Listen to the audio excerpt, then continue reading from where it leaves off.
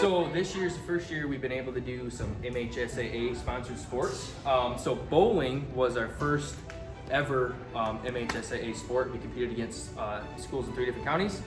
Golf this year, a little bit tougher to have that and be competitive against other schools who have done it for a long time. So our thought this year was to kind of have a club together and build on that and then build into next year. So we had a couple of seniors that left us, but we do have some juniors and sophomores on the team that we're able to kind of build up, and Hemlock worked with us really good. This is us playing our last round at Hemlock. They were great in sponsoring us and giving us the opportunity to have range balls, practice time, tee times and all that. Wow. And then Habitat for Humanity did a great job getting donations for us for clubs and other gear and some other local donations from other people too. So we didn't have to pay for anything. So everything was free for us this year, but we went twice a week.